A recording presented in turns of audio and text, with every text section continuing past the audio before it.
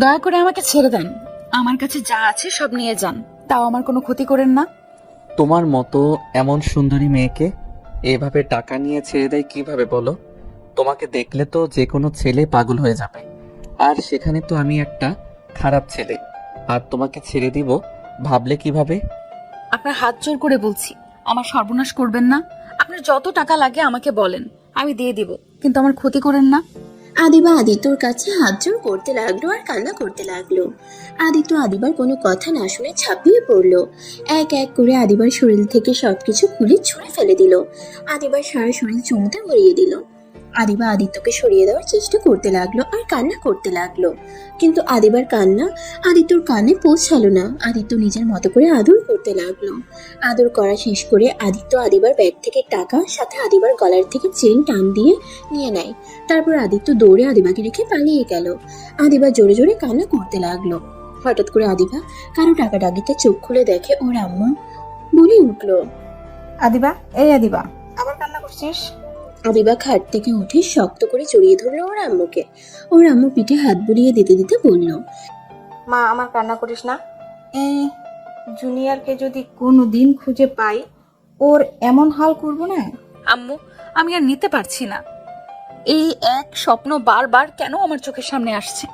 আমি তো ওই রাতটাকে ভুলে যেতে চাই, তাও কেন বারবার স্বপ্ন হয়ে আমাকে মনে করিয়ে দিচ্ছে। তুই এটা নিয়ে বেশি ভাবিস জন্য এমন হয়। তোকে কতবার বললাম ওইসব নিয়ে ভাবিস না, যা হবার হয়ে গেছে। তুই যে বেঁচে আসোস এটাই তো অনেক। আমার একমাত্র মেয়ে তুই, তোর কিছু হয়ে গেলে আমরা কিভাবে বেঁচে থাকতাম বল? আম্মু, আমি একটা ধর্ষিতা মেয়ে, আমার বেঁচে থাকার চেয়ে মরে যাওয়া মনে হয় ভালো ছিল। প্লিজ এসব কথা রাখ। অফিসে যাবি না? অফিসে যাওয়ার সময় হয়ে গেছে, যা ফ্রেশ হয়ে আয়। আদিবা ওর আম্মুকে ছেড়ে চোখের পানি মুছে ওয়াশরুমে চলে যায়। আর এদিকে আদিত্য সকালে ঘুম থেকে উঠে গোসল করে ইন্টারভিউ দেওয়ার জন্য রেডি হয়ে নিল। আদিত্যর ছোট বোন এসেছে, আদিত্যকে বলল, ভাইয়া, রান্না শেষ, খাবার খেয়ে বের হ। আদিত্য ওর বোনের কথা শুনে ওর বোনের সাথে যেতে লাগলো। আদিত্যর বোন একটা পার্টি মাটিতে বিছিয়ে আদিত্যকে বসতে দিল। আদিত্য বসলে আদিত্যর বোন আতিয়া খাবার বেড়ে দিল। আদিত্য খাবার প্লেটটা হাতে নিয়ে ওর বোনকে খাওয়াই দিতে লাগলো আর নিজেও খেতে লাগলো। খাবার খাওয়া শেষ করে আদিত্য বলল, বনু, তুমি ঘরে থেকো, দরকার ছাড়া দরজা খুলো না। আমি বাসে আসলে তোকে নিয়ে ঘুরতে যাবো, আচ্ছা? আচ্ছা ভাইয়া। আদিত্য বাড়ি থেকে বের হয়ে 10 মিনিট হেঁটে বাস কাউন্টারে গিয়ে লোকাল বাসে উঠে বসলো। 20 মিনিট পর বাস থেকে নেমে রিক্সা নিয়ে সোজা অফিসের সামনে গিয়ে নেমে তাড়াতাড়ি করে অফিসের ভিতরে ঢুকে পড়লো। ভিতরে গিয়ে দেখে অনেকজন দাঁড়িয়ে আছে ইন্টারভিউ দেওয়ার জন্য। আদিত্য ওদের সাথে দাঁড়ালো। সবাই এক এক করে ইন্টারভিউ দিতে লাগলো। 1 ঘন্টা দাঁড়িয়ে থাকার পর আদিত্যর সময় চলে আসলো। 1 ঘন্টা দাঁড়িয়ে থাকতে থাকতে আদিত্যর পা একদম ব্যথা হয়ে গেছে। তারপর নিজেকে ঠিক করে ক্যাবিনের সামনে গিয়ে বসলো। বলল, আসতে পারি ম্যাম? আসুন। আদিত্য ভিতরে গিয়ে আদিবাকে দেখে চমকে গেল। আদিত্যর হাত পা কাঁপতে লাগলো। আদিবা আদিত্যকে বসতে বলল। আদিত্য বুঝতে পারছে না বসবে নাকি দৌড়ে পালিয়ে যাবে। আদিত্যকে এভাবে দাঁড়িয়ে থাকতে দেখে আদিবা বলল, কি ব্যাপার, বসছেন না কেন? বসেন। আদিত্য ঢোক গিলতে গিলতে চেয়ার টেনে বসলো। আদিবার দিকে কাগজপত্র দিয়ে দিল। আদিবা দেখে বলল, আপনি দেখছি অনেক ভালো স্টুডেন্ট, তা এই চাকরি কেন করতে আসলেন? আপনার তো আরো পড়া বাকি আছে, এই অল্প বয়সে চাকরি নিতে এসেছেন? আমার চাকরিটা দরকার, তাই এই বয়সী চাকরির ইন্টারভিউ দিতে এসেছি। বুঝলাম। আমার একজন বিশ্বস্ত মানুষ লাগবে, যে আমার আশেপাশে সব সময় থাকবে, আমাকে প্রোটেক্ট করবে, আর সাথে আমার হাত কাজগুলো করে দিবে। আচ্ছা। আদিবা আদিত্যকে অনেক ধরনের প্রশ্ন করতে লাগলো। আদিত্য ভয়ে ভয়ে প্রশ্নের সবগুলো উত্তর দিতে লাগলো। আদিবা আদিত্যকে বলল, আচ্ছা, আপনি তাহলে আসতে পারেন। আদিত্য আর কোনো কথা না বলে সালাম দিয়ে সোজা বের হয়ে দীর্ঘ নিঃশ্বাস ফেলে অফিস থেকে তাড়াতাড়ি করে বের হয়ে গেল। আদিত্য হেঁটে বাস স্ট্যান্ডে চলে গেল।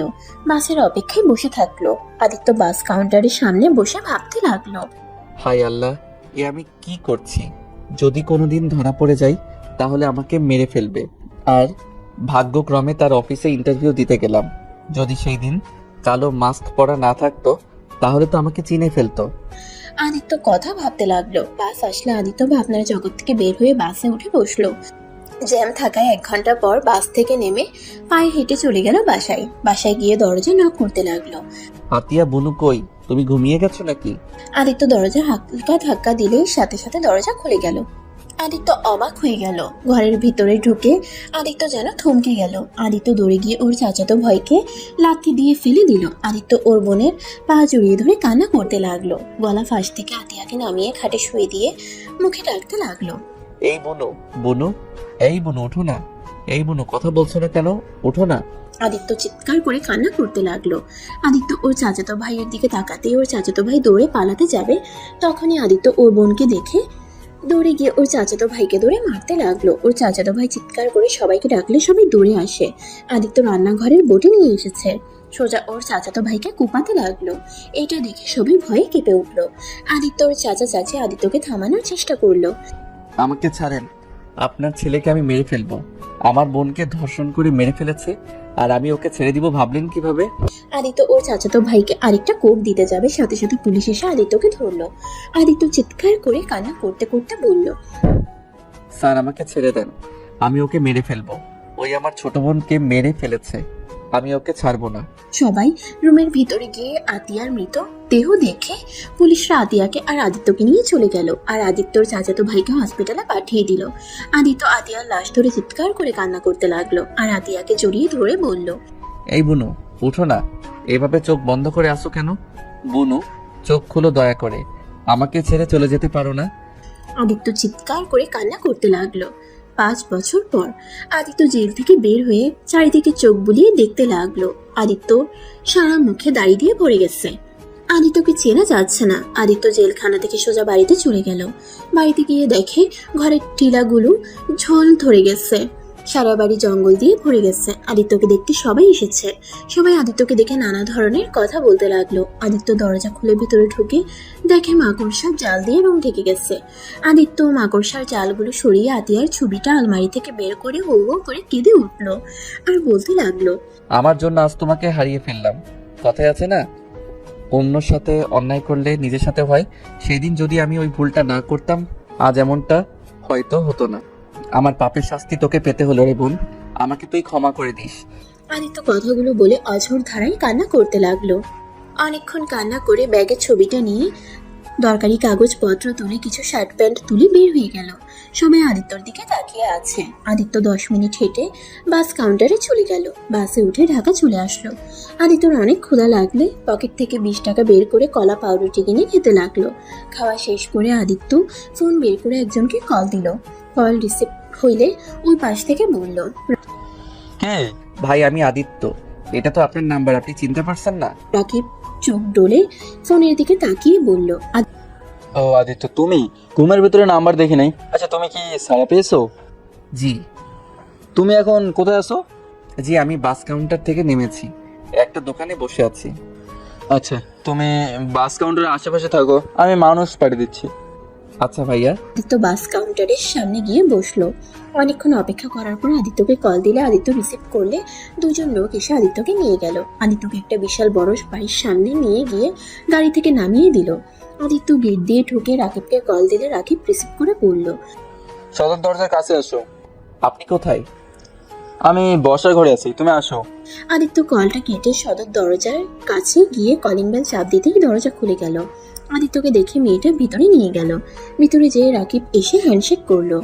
আদিত্যকে নিয়ে বসার ঘরে গেল।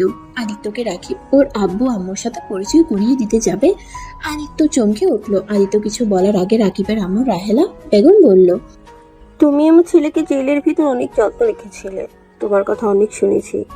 তোমাকে কি বলে যে ধন্যবাদ দিব? তোমার সব ঘটনা শুনছি। সত্যি তোমার সাথে খুব খারাপ হয়েছে। আজ থেকে তুমি আমার এখানে থাকবে আর নিজেকে এখনই একা ভাববো না। আজ থেকে আমরা তোমার আপনজন। রাহেলা বেগমের কথা শুনে আদিত্যর চোখ দিয়ে কয়েক ফোঁটা পানি বের হইলে চোখ মুছে বলল, আপনাকে কিভাবে যে ধন্যবাদ দিব আমি ভাষা খুঁজে পাচ্ছি না। রাকিব ভাইয়ার থেকে শুনেছিলাম আপনাদের কথা, আসলে আপনারা অনেক ভালো মানুষ। আচ্ছা রাকিব, তুমি যাও, আদিত্যকে রুম দেখিয়ে দাও। আচ্ছা আম্মু। আদিত্য রাকিবের সাথে যেতে লাগলো। আদিত্য পিছন মুড়ে আরেকবার রাহেলা বেগম আর সাইফুল চৌধুরীকে দেখতে লাগলো। আদিত্যকে রুমে নিয়ে গেল। রাকিব বলল, রুম তোমার পছন্দ হয়েছে? ভাইয়া, আপনাকে যে কিভাবে ধন্যবাদ দিব আমি ভাষা খুঁজে পাচ্ছি না। আপনি আমাকে নিজের বাড়িতে থাকতে দিচ্ছেন। ভাইয়া, আমাকে কি এত বিশ্বাস করা ঠিক হচ্ছে? দেখ আদিত্য, আমার তোমাকে অনেক ভালো লেগেছে। আমি তোমায় বলছিলাম তুমি আমার ছোট ভাই, তোমাকে আমি ছোট ভাইয়ের মতোই ভালোবাসি। আমি তোমার সাথে 2 বছর থাকছি। আমি এই 2 বছরে তোমাকে যতটা চিনেছি, তুমি মানুষটা অসাধারণ। শোনো, ফ্রেশ হয়ে নাও, বাইরে বের হবো। তোমার মুখের কি অবস্থা হয়েছে? চুল কাটতে হবে, দাড়ি কাটতে হবে, পোশাক কিনতে হবে, একদম পাগল পাগল দেখা যাচ্ছে তোমায়। ভাইয়া, আমার জন্য এত খরচ করতে হবে না। আপনি আমাকে থাকতে দিয়েছেন, এটাই আমার জন্য যথেষ্ট। আমাকে একটু একটা কাজ দিলে আর কিছু চাই না। এত কথা বলো না। 2 বছরে বুঝে গেছো আমার রাগ উঠে যায়, যার কারণে 2 বছর জেলও খাটতে হয়েছে। রাগে বসে নিজের গার্লফ্রেন্ডকে মেরে ফেলতে নিয়েছিলাম, আর তুমিও আবার রাগ তুলো না। আর আমি যা করি তাই চুপচাপ দেখে যাও। ভাইয়া, এত রাগ কিন্তু ভালো না। আর আপনি তো আপুকে অনেক ভালোবাসেন, কেন যে মাথা গরম করে তাকে হারিয়ে ফেললেন? ভাইয়া, আপুর কোনো খোঁজ পাইছেন? ওই লন্ডন থেকে দেশে আসবে 2 দিন পর। আপুর সাথে দেখা করবেন না? আপুকে ছাড়া কিভাবে থাকবেন? আপুকে বোঝানো লাগবে। সম্ভব না, ও আমার নামও শুনতে পারে না, আর ওর সামনে যাওয়ার মুখ আমি রাখি নাই। কিভাবে যাবো ওর সামনে? আর আমি একটা সাইকো, আমার তো সাইকোর সাথে কে বা মেয়ের বিয়ে দিয়ে বিপদে পড়বে। ভাইয়া, মানুষ মাত্র ভুল, আর মানুষ সারা জীবন এক থাকে না। আপুকে বোঝাতে হবে। উনি নিশ্চয়ই আপনাকে ক্ষমা করে আপনার হয়ে যাবেন। জানি না, আচ্ছা তুমি যাও। আদিত্য শার্ট প্যান্ট নিয়ে ওয়াশরুমে গেলে আদিত্য ভেবাচাকা খেয়ে যায়। আদিত্য বাহিরে এসে বলল, ভাইয়া, কল নাই, গোসল করব কিভাবে? আরে কল নাই, ওয়েট আমি দেখিয়ে দেই। রাকিব আদিত্যকে নিয়ে গিয়ে আদিত্য সব দেখিয়ে দিল। আদিত্য কয়েকবার চেক করে দেখে নিল। রাকিব চলে গেলে আদিত্য গোসল করে নিল। শার্ট প্যান্ট পরে বাহিরে আসলে আয়নার সামনে দাঁড়িয়ে ভ্রুকুচকে তাকিয়ে শার্ট প্যান্ট টানতে লাগলো। রাকিব দরজার কাছ থেকে দেখে হাসতে লাগলো। আদিত্য হাসির শব্দ শুনে পিছনে ঘুরে তাকিয়ে লজ্জা পেয়ে গেল। রাকিব বলল, ওয়েট করো, আবার তো আমার শার্ট প্যান্ট পরে নাও। রাকিব ওর কথা শুনে শার্ট প্যান্ট নিয়ে এসেছে। আদিত্যকে দিলে আদিত্য ওয়াশরুমে গিয়ে পরিবর্তন করে নিল। আদিত্যকে দেখে রাকিব বলল, বাহ, অনেক সুন্দর লাগছে। তুমি দেখি আমার থেকেও কিছুটা লম্বা আছো। তোমার পাশে গেলে সবাই তোকে বড় বলবে, আমাকে ছোট বলবে। রাকিব কথাগুলো বলে হাসতে লাগলো। আদিত্য মুচকি হাসলো। তারপর রাকিবের সাথে নিচে গেল। রাহেলা বেগম নিজের ছেলেকে হাসতে দেখে নিজের মুখে হাসির রেখা ফুটে উঠলো। মনে মনে ভাবতে লাগলো, আমার ছেলেটা এত সুন্দর করে হাসতে পারে, আমার জানাই ছিল না। সবসময় তো রাগ জেদ কঠোর কণ্ঠে কথা বলতো। এই ছেলেটা আমার ছেলেকে অনেক পরিবর্তন করে দিয়েছে। রাহেলা বেগমকে দেখে আদিত্য চুপ হয়ে গেল। রাকিব রাহেলা বেগমকে দেখে বলল, আম্মু দেখো, আজ তো আমার শর্টও লাগে না, আমার থেকেও বেশি লম্বা। ওর সামনে আমাকে বাচ্চা মনে হচ্ছে, আর এই আমার বড় ভাই মনে হচ্ছে। রাকিব কথাটা বলে হাসতে লাগলো। রাহেলা বেগম হেসে বলল, আগে তো তোমার বয়সে ছোট, কিন্তু ওর যতটা বুদ্ধি আছে তোমার তাও নাই। তুমি ছোট মানুষের মতো রাগ জেদ করো। আম্মু, আমি কিন্তু এখন অনেক ভালো হয়ে গেছি। সরি বাবা, ভুল হয়ে গেছে, মনে ছিল না। আমার কলেজার টুকরাটাই যে ভালো হয়ে গেছে। রাকিব রাহেলা বেগমের কাছে গেলে রাহেলা বেগম রাকিবের কপালে চুমু দিল। আদিত্য রাকিব রাহেলা বেগমের ভালোবাসা দেখে নিজের অজান্তেই চোখে পানি চলে আসলো। আদিত্য পানি মুছে ফেললো। রাকিব রাহেলা বেগমকে ছেড়ে দিয়ে বলল, আম্মু, আদিত্যকে নিয়ে বের হচ্ছি। খাবার খাওয়া নিয়ে যাও, আদি তো নিশ্চয়ই ক্ষুধা লাগছে। আমি রেস্টুরেন্টে থেকে খাওয়া দাওয়া দিব। আদিত্য চলো আমার সাথে। রাকিবের সাথে আদিত্য যেতে লাগলো। আদিত্যকে নিয়ে সোজা সেলুনে চলে গেল। চুল দাড়ির সাথে ফেসিয়াল করলো। সব করা শেষ হইলে রাকিব আদিত্যকে দেখে অবাক হয়ে বলল, মাশাআল্লাহ, ছোট ভাই তোমাকে তো একদম হিরোদের মতো লাগছে। তোমাকে দেখে আমার হিংসা হচ্ছে। ভাইয়া, মজা করেন না, আপনি আমার থেকে দ্বিগুণ হ্যান্ডসাম। হয়েছে, চলো এবার রেস্টুরেন্টে যাব, খাবার খেয়ে তোমার জন্য পোশাক কিনে বাসায় যাব। আদিত্য রাকিব সেলুন থেকে বের হয়ে বাইকে উঠে পড়লো। দুজন মিলে রেস্টুরেন্টে চলে গেল। আদিত্য রেস্টুরেন্টে দেখে অবাক হয়ে গেল। দুজন একটা টেবিলের সামনে বসলো। আদিত্য রাকিবকে বলল, জানেন ভাইয়া, আমার ছোট বোনের অনেক স্বপ্ন ছিল এমন একটা রেস্টুরেন্টে এসেছে খাবার খাবে। আমি শুধু ওকে বলতাম আমি যখন জব পাবো তখন তোমাকে নিয়ে যাব। কিন্তু আজ দেখেন আমার বোনটা আর আমার সাথে নাই, কবরে ঘুমিয়ে আছে, আর আমার কাছে কোনো কিছু বায়না করে না। আদিত্য কথাগুলো বলতে বলতে চোখের পানি ফেলতে লাগলো। রাকিব আদিত্যের হাতের উপরে হাত রেখে বলল, কান্না করো না, ওর জন্য দোয়া করো, এই জন্য কবরে ভালো থাকতে পারে। কান্না করলে ও অনেক কষ্ট পাবে। আদিত্য হাতের উল্টো পিঠ দিয়ে চোখ মুছতে মুছতে বলল, হ্যাঁ, আমি আর কান্না করব না। আমার জন্য আর আমার বুনু কষ্ট পাক? আদিত্য নিজেকে অনেক কষ্টে সামলিয়ে নিল। রাকিব আদিত্যের দিকে ম্যানিউ কার্ড এগিয়ে দিল। আদিত্য বলল, ভাই আপনি যা খাবেন তাই খাবো। রাকিব অর্ডার দিতে লাগলো। অনেকক্ষণ পর অর্ডারে সব খাবার চলে আসলো। আদিত্য হাত দিয়ে খেতে গেলে রাকিব আদিত্যকে শিখিয়ে দিতে লাগলো। আদিত্য খেতে গিয়ে বারবার খাবার ফেলে দিচ্ছিল। রাকিব হাত দিয়ে খেতে লাগলো। আদিত্য হেসে চামচ রেখে দিয়ে হাত দিয়ে খেতে লাগলো আর বলল, জানেন ভাইয়া, হাত দিয়ে খাবার যে কি শান্তির, সেটা তো চামচ দিয়ে খেয়ে অতটা মজা পাওয়া যায় না। ঠিক বলছো। দুজন গল্প করতে করতে খাবার খেয়ে নিল। খাওয়া শেষ করে রাকিব বিল দিয়ে দিল। দুজন রেস্টুরেন্ট থেকে বের হয়ে বাইক নিয়ে সোজা শপিং মলে চলে গেল। আদিত্যকে শপিং করে দিল। আদিত্য শপিং মল ঘুরে ঘুরে দেখতে লাগলো। হঠাৎ করে আদিত্য কারোর সাথে ধাক্কা খেয়ে পড়ে যায়। আদিত্য উঠে মেয়েটাকে সরি বলবে, তার আগেই মেয়েটা ঠাস ঠাস করে থাপ্পড় মারলো। এই ছেলে, চোখে দেখো না, সরি আপু। বেয়াদব ছেলে কোথাকার। আবার আদিত্যকে মারতে যাবে তখনই রাকিব এসে রূপার হাত ধরে বলল। ওই বলছে তো সরি, তাই না? আবার মারতে যাচ্ছ কেন? রূপা রাকিবকে দেখে অবাক হয়ে গিয়ে সাথে সাথে হাত ছাড়িয়ে নিয়ে চলে যেতে লাগলো। আদিত্য অবাক হয়ে গেল। আদিত্য রাকিবকে বলল, ভাইয়া ওনাকে চেনেন নাকি? আপনাকে কিছু না বলে চলে গেল। ওইটাই তোমার আপু? আপু মানে? রূপা আপু? কিন্তু উনি না 2 দিন পর লন্ডন থেকে আসবে। জানি না, আমার এক ফ্রেন্ড তো তাই বলছিল। আপুকে ডাক দেয়। আদিত্য রূপাকে ডাক দিয়ে দৌড়ে গেল। রাকিব আদিত্যর পিছন পিছন যেতে লাগলো আর বলতে লাগলো, আদিত্য দাঁড়াও। আপুকে আগে আটকে নেয়, তারপর দাঁড়াবো। আদিত্য রাকিবের কথা না শুনে শপিং মল থেকে বের হয়ে দেখে রূপা গাড়িতে উঠবে। সাথে সাথে আদিত্য হাঁপাতে হাঁপাতে বলল, আপু, আমার আপনার সাথে কথা আছে। কি কথা? একটু আমাকে বলতে দেন। আদিত্য, এভাবে কেউ দৌড়ায়? ভাইয়া ওয়েট করেন, নিঃশ্বাস ফেলতে দেন তো। রূপা রাকিবকে দেখে গাড়িতে উঠতে যাবে, সাথে সাথে আদিত্য গাড়ির দরজা আটকে দিয়ে বলল, আপু প্লিজ রাগ করে চলে যাবেন না, প্লিজ একটু আমার কথা শুনেন। আমি কারো কথা শুনতে চাই না। আর তুমি কে যে তোমার কথা শুনতে হবে? আপনার একটা ছোট ভাই হিসেবে ধরতে পারেন, প্লিজ আমার কথাটা শুনেন। রূপা কিছু বলতে যাবে তখনই পিছন থেকে কেউ বলে উঠল, রূপা, দোস্ত তুই কেমন আছোস? রূপা আদিত্যকে এড়িয়ে আদিবাকে জড়িয়ে ধরলো। আদিত্য পেছনে ঘুরে আদিবাকে দেখে ভয়ে হাত কাঁপতে লাগলো। আদিবা রূপাকে বলল, রূপা, তুই না 2 দিন পর আসবি, এখানে কি করছিস? সবাইকে সারপ্রাইজ দিব, তাই গতকাল রাতে এসেছি। সবাইকে সারপ্রাইজ দিবার জন্য কিছু বলি নাই। তাই বলে আমাকে বলবি না? আর এখানে কি করছিলি? আর রাকিব, তুমি এখানে কেমন আছো? জেল থেকে কবে ছাড়া পাইলে? ভালো আছি, তুমি কেমন আছো? 5 দিন হলো এসেছি। ও আচ্ছা, তা জেলের ভাত কেমন লাগলো? আর তোমার সাহস কি করে হয় আবার আমার বান্ধবীর সামনে আসে? রাকিব কিছু না বলে আদিত্যর হাত ধরে টেনে নিয়ে গেল। আদিত্য ভয়ে চলে গেল, কোনো কথা বলল না।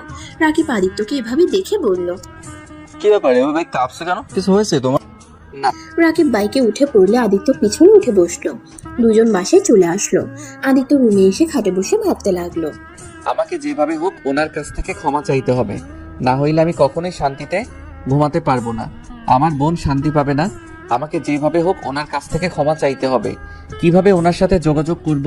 যেভাবে হোক আমাকে ওনার সাথে কথা বলতে হবে, আর ওনার চেনটা ফিরিয়ে দিতে হবে। আদিত্য কথাগুলো ভাবছিল। রাকিব নিজের রুমে গিয়ে রূপার কথা ভেবে চোখ দিয়ে পানি ছড়াতে লাগলো। 8টার দিকে আদিত্য রাকিবের রুমে আসলে রাকিবের রুম অন্ধকার হয়ে আছে। আদিত্য লাইট চালিয়ে দিল। রাকিব উপর হয়ে শুয়ে আছে। আদিত্য রাকিবকে আস্তে আস্তে ডাকতে লাগলো।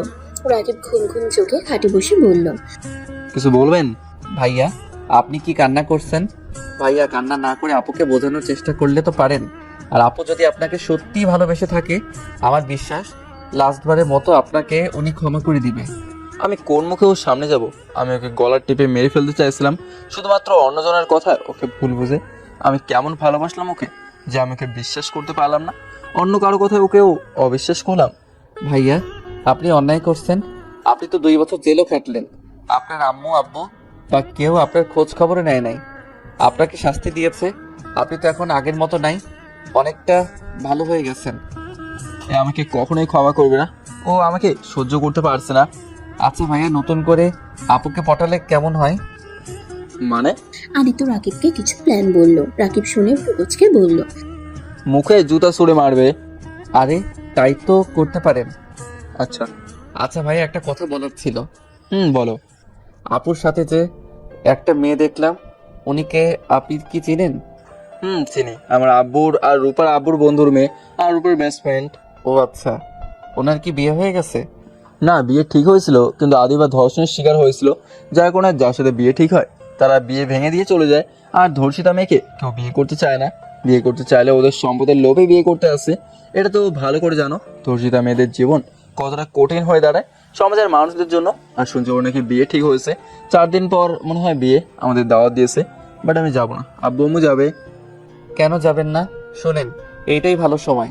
রূপা আপু তো অবশ্যই ওনার বিয়েতে যাবে, তখন ওনাকে কাছে পাবে, ওনাকে ইমপ্রেস করতে সুবিধা হবে। তাই তো, কতটা খারাপ বলো না, এই সুযোগ কাজে লাগাতে হবে। এখন মন খারাপ না করে হাসেন। আচ্ছা তুমি বসো, আমি ওয়াশরুম থেকে আসছি। রাকিব ওয়াশরুমে চলে গেল। আদিত্য নিজের উপরে অনেক রাগ হতে লাগলো, মনে মনে ভাবতে লাগলো, আল্লাহ জানে আমার জন্য ওনাকে কত কি সহ্য করতে হয়েছে। দর্শিতা মেয়েদের জীবনটা একদম সমাজের মানুষ নরক বানিয়ে ফেলে। এই আল্লাহ, আমি আর পারছি না। কিছু মিনিটের সুখের জন্য একটা লাইফ বরবাদ করে ফেলছি। আমি কিভাবে ওনার থেকে ক্ষমা চাইবো? কোন মুখ নিয়ে ওনার সামনে দাঁড়াবো? আদিত্য কথাগুলো ভাবতে লাগলো। আর রাকিব ওয়াশরুম থেকে ফ্রেশ হয়ে বের হয়ে আদিত্যকে বলল, চলো ছাদে যাই, রাতে ভিউটাই অনেক সুন্দর লাগে। আচ্ছা চলেন। আদিত্য রাকিবের সাথে ছাদে চলে গেল। ছাদে গিয়ে দুজন দোলনায় বসে থেকে আকাশের দিকে তাকিয়ে দেখতে লাগলো। আদিত্য রাকিবকে ডাকতে দিলে আদিত্য আর রাকিব নিজে চলে গেল। 4 জন খাবার খেতে বসলো। আদিত্য খাবার খাচ্ছিল আর মাঝে মাঝে রাহেলা বেগম আর সাইফুল চৌধুরীর দিকে তাকিয়ে দেখতে লাগলো। বিষয়টা রাহেলা বেগমের চোখে পড়লো। রাহেলা বেগম খাবার মুখে দিতে দিতে বলল, আর যদি কিছু লাগবে যা লাগে নিয়ে খাও। না আন্টি, কিছু লাগবে না। 4 জন খাবার খাওয়া শেষ করে বসার ঘরে গিয়ে বসে গল্প করতে লাগলো। কথা বলার মাঝখানে আদিত্য বলে উঠলো, আচ্ছা রাকিব ভাইয়া কি একাই? তার কোনো ভাই বোন নাই? আদিত্যর কথা শুনে রাহেলা বেগম সাইফুল চৌধুরী থমকে গেল। রাহেলা বেগমের মুখ মলিন হয়ে গেল। আদিত্য তাদের মুখ দেখে বলল, আঙ্কেল আন্টি, আমি কোনো ভুল করে প্রশ্ন করে ফেললাম, তাহলে সরি, আমাকে ক্ষমা করে দেন। আরে না, কোনো ভুল প্রশ্ন করো নাই, আমার 2টাই সন্তান। আরেকজন কোথায়? জানি না। মানে? আমার ছোট সন্তান কোথায় আছে আমরা কেউ জানি না, বেঁচে আছে নাকি মারা গেছে কিছুই জানি না। কথাটা বলে রাহেলা বেগমের চোখ পানিতে টলমল করতে লাগলো। রাকিব রাহেলা বেগমের দিকে তাকিয়ে বলল, আম্মু আবার কান্না করছো? আমি তো আসি নাকি, এভাবে কান্না করলে আমার ভালো লাগে না কিন্তু। রাকিবের কথা শুনে চোখ মুছে ফেললো। আমি আর কাটবো না, তোমরা খাবার খাও। রাহেলা বেগম আর কিছু না খেয়ে উঠে চলে গেল। আদিত্য মাথা নিচু করে বলল, সরি, আমার জন্য আন্টি না খেয়ে চলে গেল।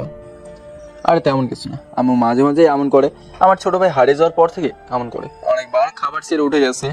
আচ্ছা ভাইয়া, আপনার ছোট ভাই হারিয়ে গেল কিভাবে? 2004 সালে আম্মু আমাকে আর ছোট ভাইকে রাফিনকে নিয়ে পার্কে গেছিল। আমি আইসক্রিমের বায়না হলে আম্মু আমার জন্য আইসক্রিম কিনতে চলে যায়, আর আমি আর আমার ছোট ভাই খেলা করছিলাম। হঠাৎ করে আমি প্রজাপতি দেখে প্রজাপতির পেছন পেছন চলে যাই। আমি রাস্তায় পৌঁছে গেলে অ্যাক্সিডেন্ট হতে যাবে, তার আগে আম্মু দৌড়ে আমার কাছে যায়, আমাকে কোলে তুলে নিয়ে এসেছে। দেখে আমার ছোট ভাই যেখানে রেখে গেছিলাম ওইখানে নাই। শুধু আমার ছোট ভাই না, ওইখানে আরো ছোট 3টা বাচ্চা ছিল, ওদের কেউ খুঁজে পায় না। আজ 20 বছর হয়ে গেল, কাউকে এখন পর্যন্ত পাওয়া যায় নাই। রাকিব কথাগুলো বলে এক পর্যায়ে কান্না করে দিল আর বলতে লাগলো,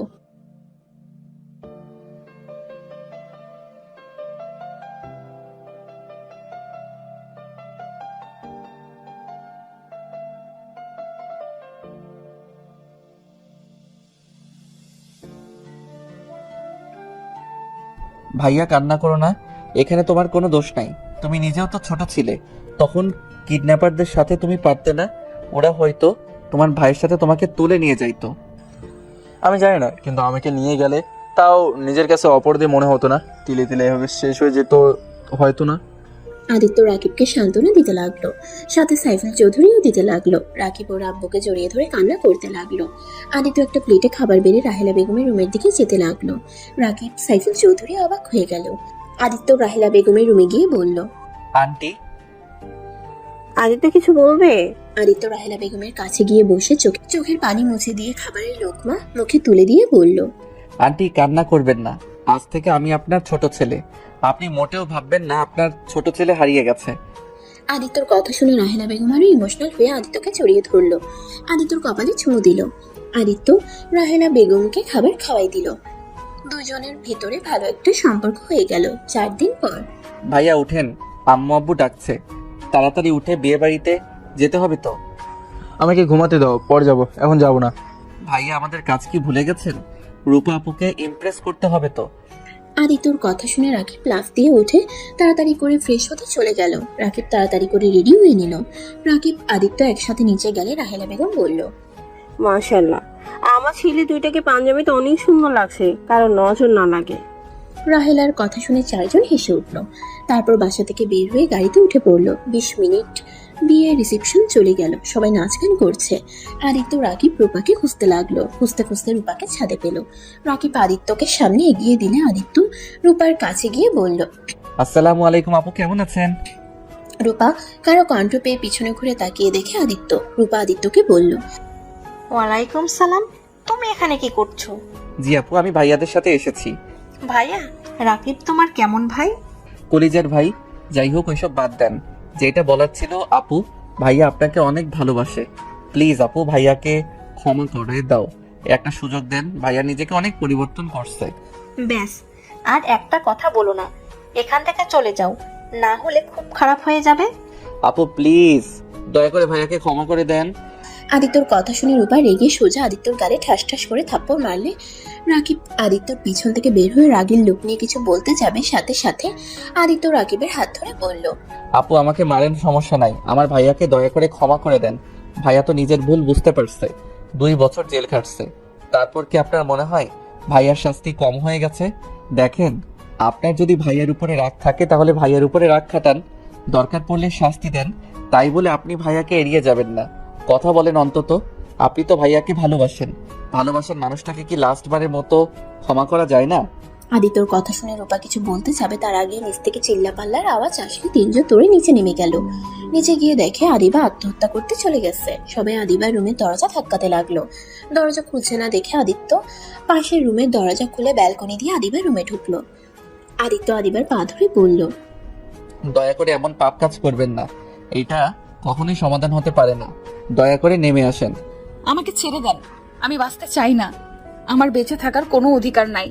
ধর্ষিতা মেয়ের বেঁচে থাকার কোনো অধিকার নাই। দয়া করে আমাকে ছেড়ে দেন, আমি আর পারছি না। এক এক করে এইভাবে সবাই বিয়ে ভেঙে দিয়ে যাচ্ছে। হাজার জনের হাজার কথা, এত কথা শুনতে আর পারছি না। কারো কথায় কেন কান দিচ্ছেন? আপনি তো আপনার বাবা মায়ের একমাত্র সন্তান। আপনার যদি কিছু হয়ে যায় তাহলে আপনার বাবা মায়ের কি অবস্থা হবে একবার ভেবে দেখেছেন? আপনি তো আত্মহত্যা করে ভাবছেন মুক্তি হয়ে যাবেন, কিন্তু আপনার আব্বু আম্মুর কি হবে? তারা সহ্য করতে পারবে কি? আদিত্য, দরজা খোলো। ভাইয়া, উনি তো দড়ি ছড়াচ্ছেন না, ওনাকে ছেড়ে দিলে তো উনি ঝুলে যাবে। তোমার পায়ের কাছে দেখো টুল আছে, ওইটা খাটের উপরে তুলে আদিবার পায়ের নিচে দাও। আদিত্য রাকিবের কথা শুনে পা দিয়ে টুলটা নিয়ে আসতে লাগলো। আর ওইদিকে আদিবার আব্বু আম্মু কান্নায় ভেঙে পড়তে লাগলো। আর সবাই আদিবাকে নেমে পড়তে বসতে লাগলো। আদিত্য অনেক কষ্টে টুলটা নিয়ে আদিবার পায়ের কাছে দিয়ে দরজা খুলতে যাবে, সাথে সাথে আদিবা পায়ের কাছ থেকে টুল ছড়িয়ে ঝুলে পড়ে। আদিত্য দরজা খুলে দিলে সবাই রুমে ঢুকে পড়ে। আদিবার আব্বু আম্মু আদিবার হাত জড়িয়ে ধরে কান্না করতে লাগলো আর বলতে লাগলো, আদিবা, এমন কাজ করো না। কে কি বলো, ওইটা কানে নিচ্ছ কেন? কে তোমাকে বিয়ে করলো বা করলো না, ওইটা দেখার বিষয় না। আদিবা, আমাকে ছেড়ে চলে যাও না। রাকিব রূপা মিলে আদিবাকে নামিয়ে নিল। আদিবা জোরে জোরে কাঁদতে লাগলো।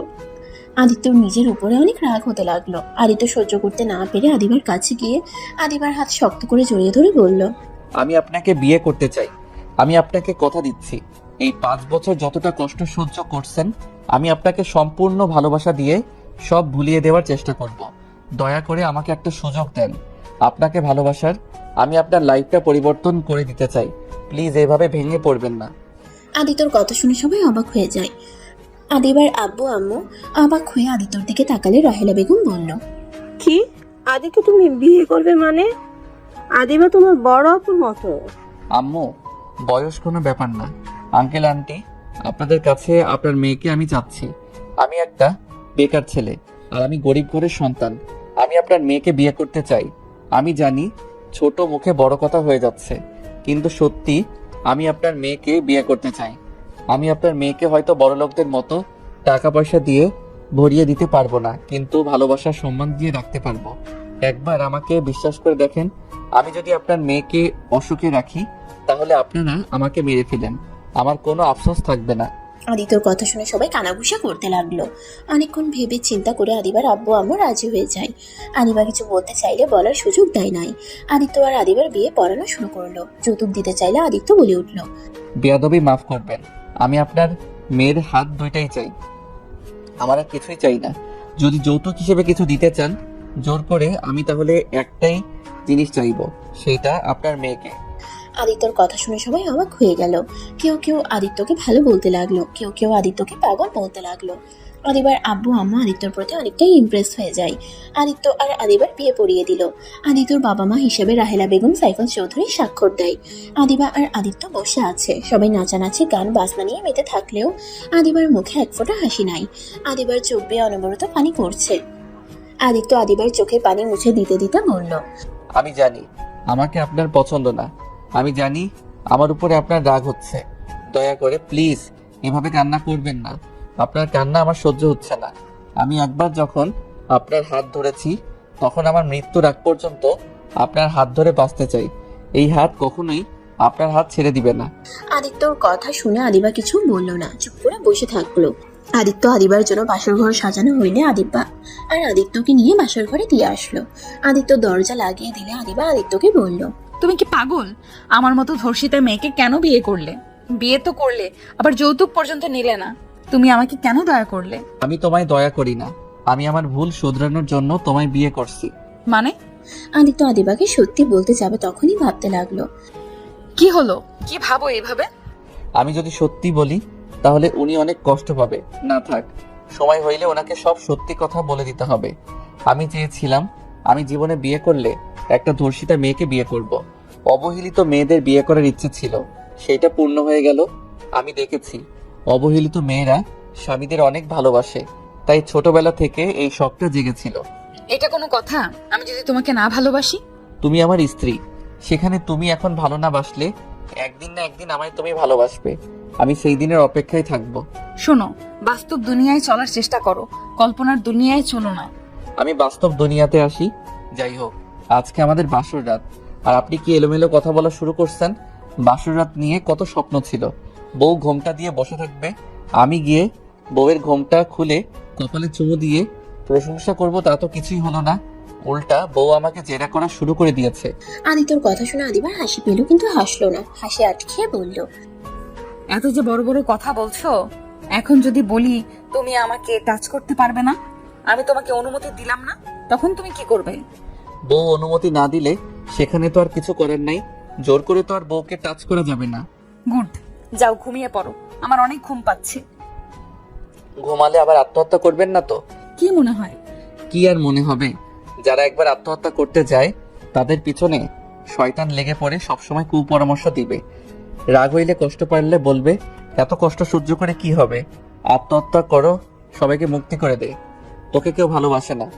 আদিত্যর কথা শুনে আদিবা পিছনে ঘুরে মিটিমিটি হাসতে হাসতে ওয়াশরুমে চলে গেল। আদিত্য বিছানার উপরে বসে নিচের দিকে তাকিয়ে থেকে মনে মনে ভাবতে লাগলো, আপনার মুখে আমি হাসি ফুটাবো, আমার জন্য আপনার মুখের হাসি চলে গেছে। আমি আপনাকে আগের মতো স্বাভাবিক করে দিব, যেভাবে হোক আপনাকে আমার ভালো রাখতে হবে। আদিত্য ওর পকেট থেকে ওর বোনের ছবি বের করে বুকে জড়িয়ে চোখে পানি ফেলতে লাগলো আর ভাবতে লাগলো, বোন রে, তোমাকে যে আমি খুব মিস করছি। বোন, তুমি কি দেখতে পারছো আমি আমার ভুল শুধরানোর জন্য ওনাকে বিয়ে করেছি। আমি জানি না উনি যখন সত্যিটা জানতে পারবে আমাকে ক্ষমা করে দিবে কিনা।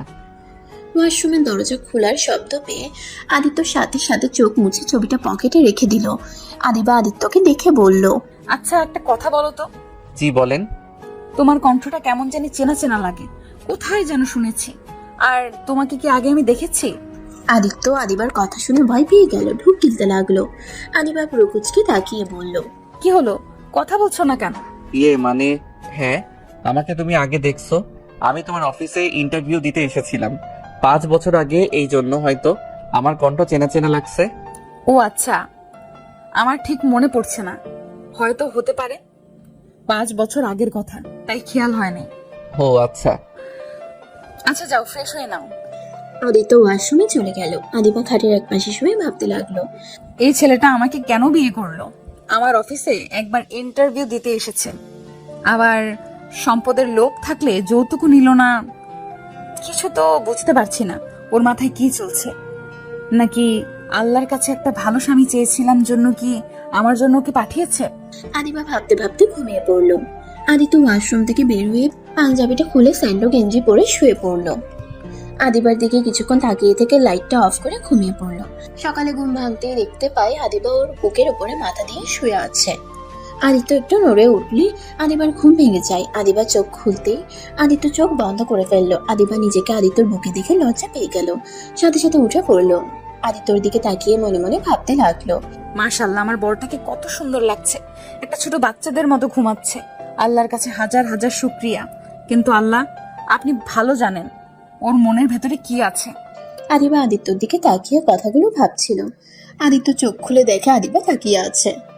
আদিত্য আবার চোখ বন্ধ করে নিলে আদিবা ব্রুকোজকে তাকিয়ে বলল, তার মানে তুমি আমাকে ইচ্ছে করে নিজের বুকের সাথে জড়িয়ে ধরেছিলে, আমাকে ঘুমের ভেতরে পেয়ে আমার সাথে? ছি! আদিবার কথা শুনে আদিত্য লাফ দিয়ে উঠে ভয় ভয়ে বলল, বিশ্বাস করো, আমি কিছু করি নাই, আল্লাহর কসম। আমি তোমায় ইচ্ছে করে বুকে টেনে নেই নাই। আমি তো ঘুমিয়ে গেছিলাম। ঘুম ভাঙলে দেখি তুমি শুয়ে আছো, আমাকে জড়িয়ে ধরে। তোমাকে নড়তে দেখে ভয়ে চোখ বন্ধ করে নিয়েছিলাম, যাতে তুমি আমায় ভুল বুঝতে না পারো। ওকে বিশ্বাস করলাম। যদি ভুলেও ঘুমের ভেতরে আমাকে টাচ করার চেষ্টা করো তাহলে তোমার খবর আছে বলে দিলাম। আদিবা কথাটা বলেই খাট থেকে নেমে মিটিমিটি হাসতে লাগলো আর মনে মনে বলতে লাগলো, বরটা কি ভয়টাই না পেয়ে গেছে, মুখটা দেখার মতো ছিল। আদিবা ওয়াশরুমে চলে গেল। আদিত্য খাটের উপরে বসে পড়লো। আদিবা গোসল করে আসলো। আদিবা তোয়ালা পিছিয়ে আসলে আদিত্য সাথে সাথে চোখ সরিয়ে নিল। আদিবা ড্রেসিং টেবিলের সামনে গিয়ে হেয়ার ড্রায়ার দিয়ে চুল শোকাতে লাগলো। আদিত্য আর চোখে তাকিয়ে দেখতে লাগলো। আদিবা আয়নায় আদিত্যকে আর চোখে তাকাতে দেখে মিটিমিটি করে হাসতে লাগলো আর ভাবতে লাগলো, দেখবো কি করে, কতক্ষণ নিজেকে কন্ট্রোল করে রাখো, আমার অনুমতি ছাড়া কতক্ষণ নিজেকে ধরে রাখতে পারো। আদিবা চুল শুকিয়ে আদিত্যর দিকে ব্রুকুচকে তাকিয়ে বলল। এভাবে কি দেখছো?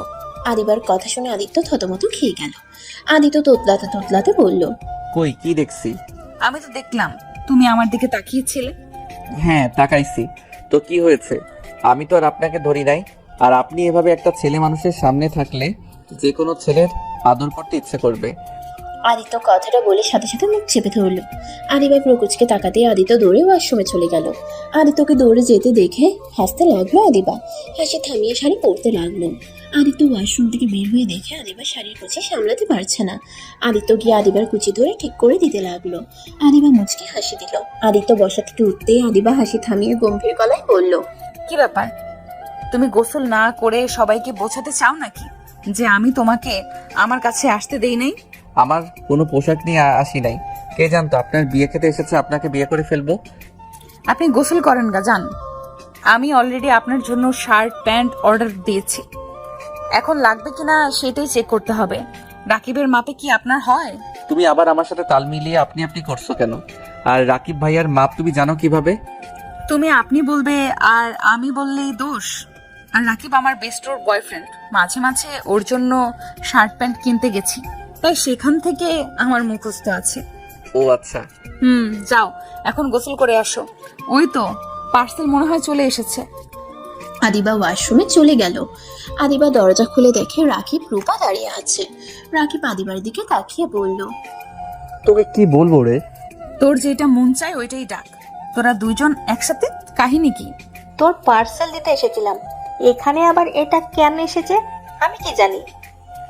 আমার ছোট ভাইয়ের সাথে দেখা করতে আসছি। ভাব।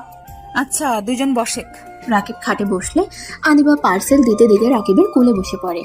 আদিবা হাসতে লাগলে রূপার সাথে সাথে কোল থেকে নেমে রাকিবকে মারতে লাগলো। রাকিব রূপাকে ধরে বলল, আর আমি কি ইচ্ছে করে তোমাকে কোলে বসেছি নাকি?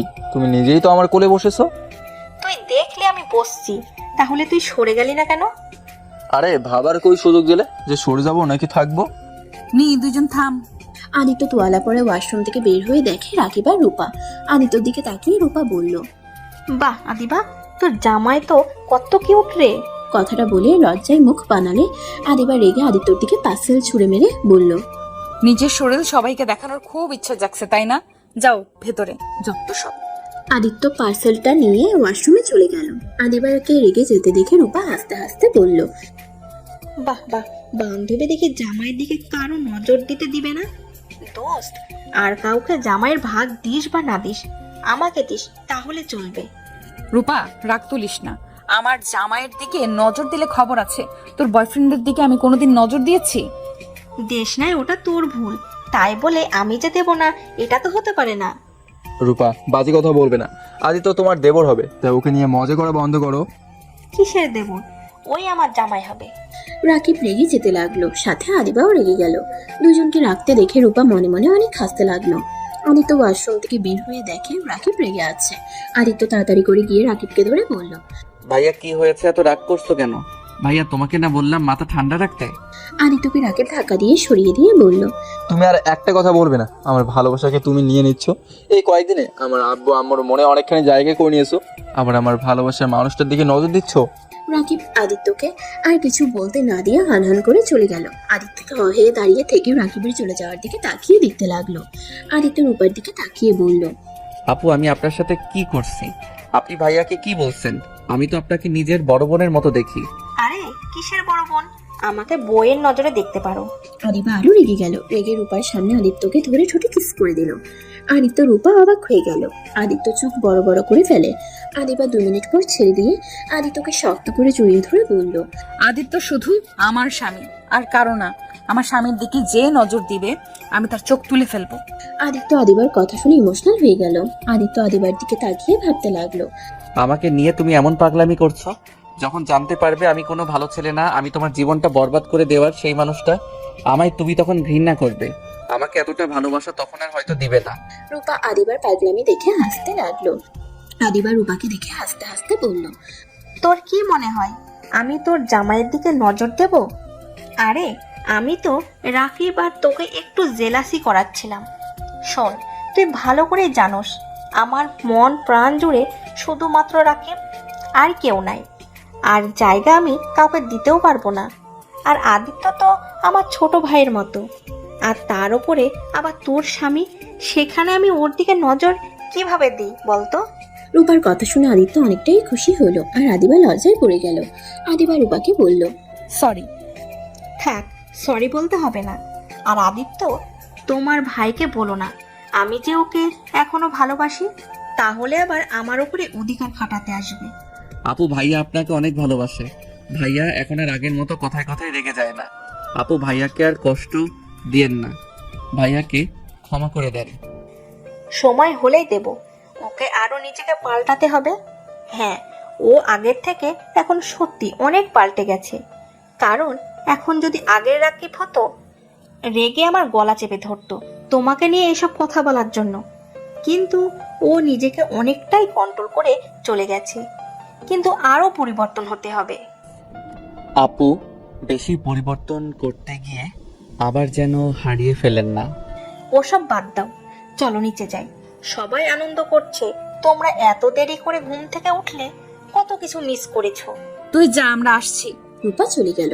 আদিবা আদিত্যের দিকে তাকিয়ে বলল, ওইটা অভিনয় ছিল, তাই বলে কিন্তু আবার জোর করে আদর করতে এসো না। আচ্ছা। আদিবার মুখ দেখে বোঝা যাচ্ছিল আদিবা যা বললো এটাও মুখের কথা, মনের কথা না। আদিবা চলে যেতে নিবে, সাথে সাথে আদিত্য হাত ধরে টান দিয়ে নিজের কাছে নিয়ে এসেছে। ঠোঁটের সাথে ঠোঁট বসিয়ে দিল।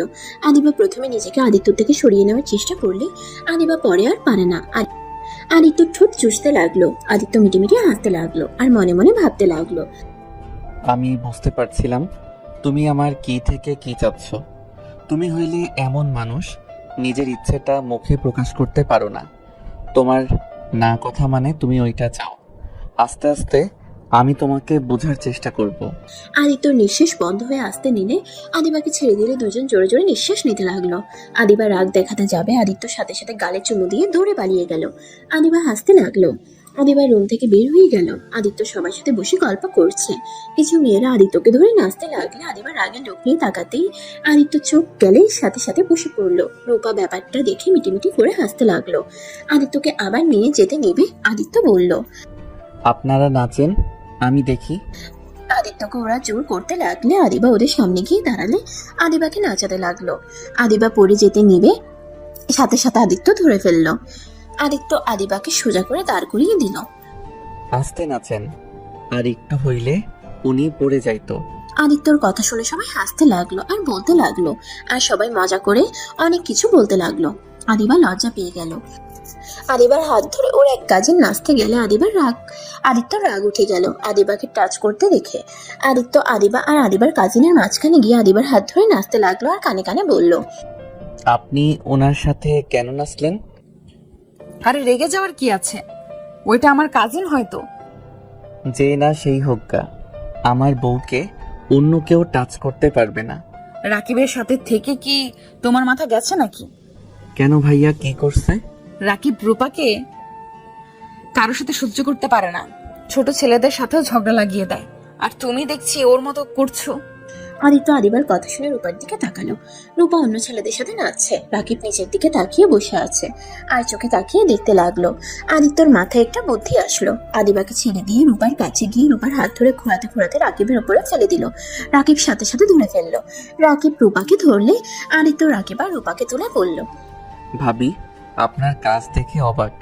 আমার ভাইকে রেখে অন্য ছেলের সাথে নাচা, অন্য ছেলেদের কাছে গেলে ধাক্কা দিয়ে ফেলে দিব, তখন বুঝবেন মজা কেমন লাগে। আদিত্য কথাগুলো বলে রাকিবের হাতে দিয়ে আদিবার কাছে চলে গেল। আদিবাকে ওইখান থেকে দূরে সরিয়ে নিয়ে এসে বলল, এত মানুষের ভিড়ে যাওয়ার দরকার নাই, নাচতে নাচতে ঘেমে গেছো। আদিত্য টিস্যু নিয়ে এসে আদিবার মুখ গলা মুছে দিতে লাগলো। আদিবার আব্বুর চোখে পড়লে আদিবার আম্মুকে থামিয়ে দিয়ে ইশারা করলে দুজন খুশি হয়ে চলে গেল। আদিবা আদিত্যর দিকে তাকিয়ে বলল, চলো খাবার খেয়ে আসি, অনেক ক্ষুধা লাগছে। আচ্ছা চলো। আদিত্য আদিবা দুজন খাবার খেতে চলে গেল। আদিত্য আদিবাকে খাওয়াই দিতে লাগলো। এটা দেখে সবাই বলতে লাগলো, বাহ বাহ, কি ভালোবাসা। রূপা কাছে এসে বসে পানি খেতে লাগলো আর বলল, আমার বান্ধবীকে এভাবে সারা জীবন ভালোবাসো, কখনো কষ্ট দিও না। চেষ্টা করব, বাট আপনি আমার ভাইয়াকে কষ্ট কেন দিচ্ছেন? ওর এটা পাওয়া উচিত, তাই। নিজেকে নিচে নামিয়ে ভাইয়াকে শাস্তি দেওয়ার মানে কি? এইটা নোংরামি হচ্ছে। তুমি কি বলতে চাচ্ছ? আপনি আর অন্য ছেলেদের সাথে এভাবে নাচবেন না। আমি খেয়াল করছি, ওই যে কালো চশমা পরা ওই ছেলেটা আর ডানের দিকে একটা ছেলে আছে, ওরা দুইজন বাজেভাবে টাচ করছিল। ওরা আমাদের ফ্রেন্ড। ফ্রেন্ড বলে কি? আপনাকে ওইভাবে টাচ করবে নাকি? রূপা কথাটা বলে চলে গেল। আদিবা আদিত্যর দিকে তাকিয়ে বলল, তুমি ওদের বিষয়ে এত না গলাচ্ছ কেন? তুমি জানো রাকিব কি করছে? আমার প্রিয় মানুষ যদি এমন করতো, আমি কবে ওর সাথে কথা তো দূর, ওর মুখও দেখতাম না। রূপা ভালোর জন্য এখনো রাকিবকে ভালোবেসে যাচ্ছে। আদিবার কথা শুনে আদিত্য ভীষণ খেলে আদিবা পানি দিলে আদিত্য পানি খেয়ে নিল। তারপর আদিবাকে খাওয়াই দাওয়া শেষ করে উঠে পড়লো টেবিল থেকে। আদিত্য রাহেলা বেগমকে খুঁজতে লাগলো। অনেকক্ষণ খোঁজাখুঁজির পর আদিত্য একটা রুমে রাহেলা বেগমকে কাঁদতে দেখলেন। আদিত্য কাঁধে হাত দিয়ে রাহেলা বেগম আবার কান্না করতে লাগলো। একটা ছবি বুকে জড়িয়ে আদিত্য বলল, আম্মু, আপনার কি হয়েছে? কার ছবি বুকে নিয়ে কান্না করেন? আজকে তো দেখো আমার ছেলের ছবি। আমার ছেলে নিশ্চয়ই এখানে এসেছিল। এই ছবিটাই আমার ছেলের ছোটবেলার। তার সাথে একটা ছোট মেয়ের ছবি দেখছি। মেয়েটাকে জানি না, কিন্তু এইটা আমার ছেলের ছবি। এই ছবিটা এখানে কিভাবে আসলো আমি বুঝতে পারছি না। আদিত্য চমকে গেল। আদিত্য রাহেলা বেগমের হাত থেকে ছবিটা দেখে পকেটে হাত দিয়ে দেখে পকেটে ছবিটা নাই। আদিত্য ঢোক গিলতে লাগলো। রাহেলা বেগম কান্নায় ভেঙে পড়তে লাগলো। রাহেলা বেগমের কান্না দেখে আদিত্যর চোখে পানি আসতে লাগলো। রাহেলা বেগমকে সান্ত্বনা দিতে দিতে বলল, আম্মু, কান্না করবেন না। আপনার ছেলে যেখানে আছে ভালোই আছে নিশ্চয়ই। আমার সন্তান আমার এত কাছে ছিল আর আমি তাকে পেয়েও হারিয়ে ফেললাম। আমি আমার সন্তানের কাছে যেতে চাই। আমার রাফি, আমার কলিজার টুকরাকে পাওয়ার একটা সুযোগ, সেটাও হারিয়ে গেল। আমি আমার সন্তানকে চাই, আমি আর পাচ্ছি না। রাহেলা বেগমের কান্না আর পাগলামি দেখে আদিত্য শক্ত করে জড়িয়ে ধরলে আদিত্যকে জড়িয়ে ধরে কান্না করতে লাগলো। আদিত্যর চোখ বেয়ে পানি ছড়তে লাগলো। আদিত্য গলাটা জড়িয়ে আসতে লাগলো। আদিত্য নিজেকে সামলিয়ে নিয়ে বলল, আম্মু, যদি আপনার ছেলে আপনার সামনে থাকতো তাহলে আপনি কি করতেন? আমার সন্তানকে আমি পেলে শক্ত করে জড়িয়ে ধরে খুব কাঁদতাম। আমার ছেলেকে আমি আর হারিয়ে যেতে দিতাম না। আমি এক নজর তাকে চোখের আড়াল হতে দিতাম না। আদিত্য, আমি কি আমার ছেলেকে কোনোদিনই পাবো না? আমার মৃত্যুর আগে আমি আমার ছেলেকে একবার দেখতে চাই। আগে তো কোনো খোঁজ পাইনি, এখন যখন একটা আশার আলো দেখলাম তখন অবশ্যই আমার ছেলেকে খুঁজে পাবো, তাই না? আচ্ছা আম্মু, আপনার ছেলে তো অনেক বড় হয়ে গেছে, এখন কিভাবে বুঝবেন আপনার ছেলে এইটাই? যে কেউ এসে তো বলতে পারে আমি সেই আপনার ছেলে। এমন আর একজন এসেছে, আমার ছেলের শরীরের চিহ্ন আছে, মাথার ভিতরে একটা গতি আছে। আদিত্য দরজাটা লাগিয়ে দিল। রাহেলা বেগম অবাক হয়ে গেল। আদিত্যকে বলল। আদিত্য কি করছো আদিত্য? কোনো কথা না বলে শার্ট খুলে ফেললো। পিছনের দিকে ঘুরে দাঁড়ালে রাহেলা বেগম অবাক হয়ে যায়। আদিত্য বলল, আম্মু, চেনার কোনো কিছু দেখতে পারছেন? ওয়েট, মাথার ভিতরে কিছু দেখাই। আদিত্য চুলগুলো বিলি কেটে ও রাহেলা বেগমের পাশে বসে দেখালে রাহেলা বেগম আদিত্যকে শক্ত করে বুকের সাথে জড়িয়ে ধরে কান্না করতে করতে বলল, আমার কলিজার টুকরা।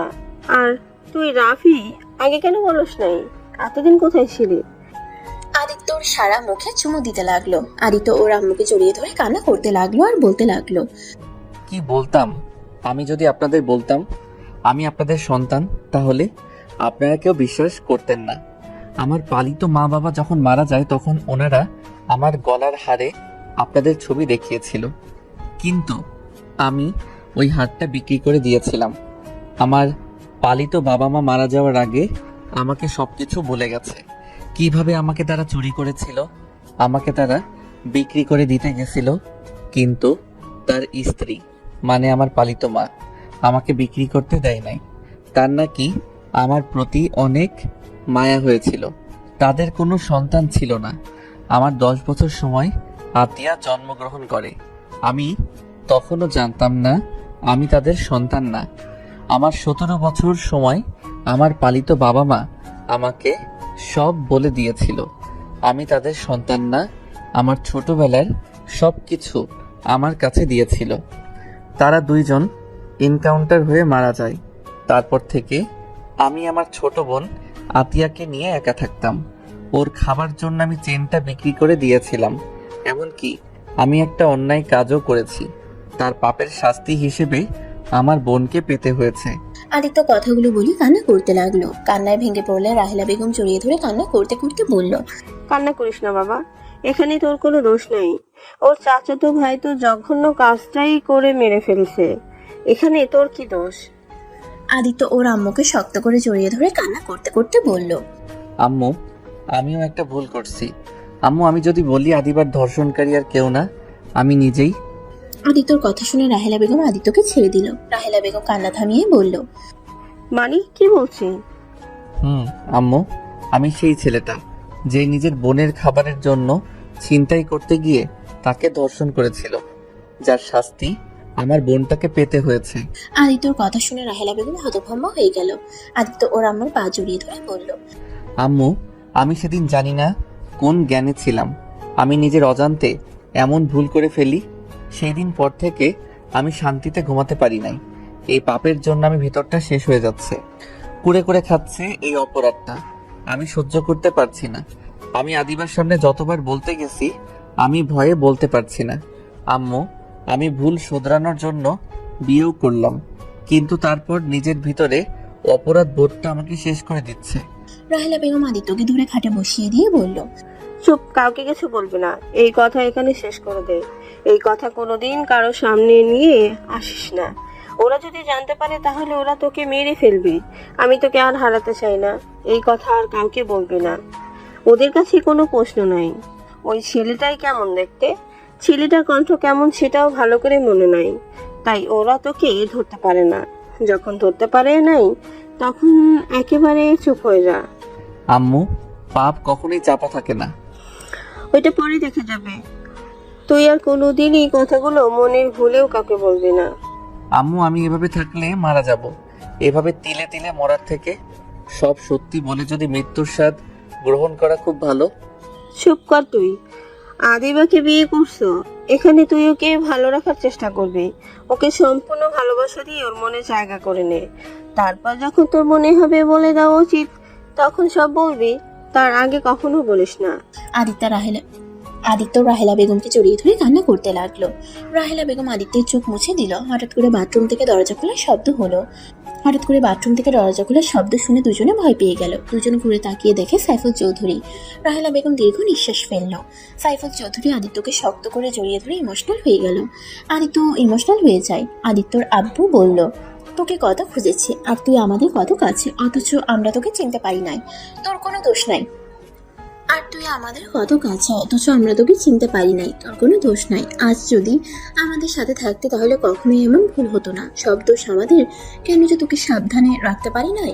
সাইফুল চৌধুরীর কথা শুনে আদিত্য সাইফুল চৌধুরীর চোখের পানি মুছে দিয়ে বলল, আব্বু, আপনাদের কোনো দোষ নাই। ওনারা আমাদের চুরি করে নিয়ে গেছিল। সেখানে আপনাদের কি করার ছিল? আমার ভাগ্য খারাপ ছিল, তাই আমি সেই দিন কিডন্যাপ হয়েছিলাম। আর ভাগ্যক্রমে আবার আপনাদের সাথে দেখা হয়ে গেল। সাইফুল চৌধুরী আদিত্যর চোখের পানি মুছে বলে, চল সবাইকে বলবো আমার ছোট সন্তানকে আমি পেয়ে গেছি। সাইফুল চৌধুরীর কথা শুনে আদিত্য বলল, না আব্বু, এখন এসব কাউকে জানানোর দরকার নাই। আমি দেখতে চাই আদিবা আমাকে কতদিন সহ্য করতে পারে। আমি দেখতে চাই ওই আসলে কেমন মানুষ, আর ওর বাবা মা বা কেমন মানুষ। আর হুট করে এইসব বলে কেউ বিশ্বাস করবে না, উল্টা আমাকে প্রতারক ভাববে। প্রতারক কেন হবে? তোর কাছে সব প্রমাণ আছে, আর আমরা তো জানি তুই আমাদের সন্তান। আগে না, আমি চাচ্ছি না কেউ আমার সম্পর্কে এখন জানো। আপনারা তো জেনেছেন, এইটাই তো অনেক। অন্তত আর আমাকে নিয়ে টেনশন করবেন না। আদিত্য রাহেলা বেগম সাইফুল চৌধুরীকে বোঝাতে লাগলো। দুজন বুঝলে আদিত্য দরজা খুলে চলে গেল। রাকিব আদিত্যকে দেখে বলল, তোমার রূপা আপুকে দেখছো? না ভাবি, আবার কই গেল? ভাবি বলো না, ওই জানলায় খেপে যাবে। যাজ্ঞা, আমার তো ভাবি হবে, তাই না? না করছি, করবে না। আচ্ছা চলো ভাইয়া, ওনাকে খুঁজি। আদিত্য রাকিব রূপাকে খুঁজতে লাগলো। অনেক জায়গায় খুঁজে কোথাও খুঁজে পেল না। আদিত্য রাকিবকে বলল, ভাইয়া, আমার মনে হয় আমাদের রুমে আছে, আর না হয় বাসায় চলে গেছে। বাসা যায় নাই, ওর আব্বু আম্মু ওখানে আছে। তাহলে আমাদের রুমে গিয়ে দেখি। আদিত্য রাকিব দুজন রুমের সামনে গিয়ে দরজা নক করলে রূপা এসে দরজা খুলে দেয়। আদিত্য রূপাকে দেখে টান দিয়ে রাকিবের হাতে তুলে দিয়ে বলল, জান, আমার বউয়ের সাথে সারাদিন কি করেন? এইদিকে আমার ভাই আপনাকে খুঁজতে খুঁজতে পাগল হয়ে যাচ্ছে, আর উনি আমার বউয়ের সাথে আড্ডা দিচ্ছে। বদমাইশ ছেলে, আমাকে এভাবে টান দিলে কেন? আর একটু হলেই পড়ে যাইতাম। পড়ে গেলে কি হইতো? একটু ব্যথা পাইতেন। আর আমার ভাইয়ের হৃদয় যেতে পুড়ে গন্ধ বের হয়ে গেছে, ওইদিকে খেয়াল নাই। আমার ওসব দেখার সময় নাই। আমি তোমার ভাইকে চিনি না।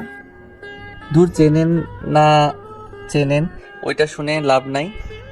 আমি আমার বউয়ের কাছে গেলাম। আদিত্য কথাটা বলে দরজা লাগিয়ে দিল ওদের মুখের উপরে। রূপা দরজা ধাক্কাতে লাগলো। আদিত্য পিছনে ঘুরতে ঘুরতে বলল, বিবিজান কই গো আপনি? কথাটা বলে পিছনে ঘুরে হা হয়ে গেল। আদিবার আম্মু, রূপার আম্মু আর কিছু মহিলারা বসে আছে, সাথে আদিবাও বসে আছে। আদিত্যকে দেখে সবাই এসে উঠলো। আদিবার রাগের লোক নিয়ে তাকাতেই আদিত্য সাথে সাথে রুম থেকে বের হয়ে গেল। রূপার রাগের লোক নিয়ে তাকিয়ে বলল, এখন কেন? চলো চলো, বইয়ের কাছে দিয়ে আসি।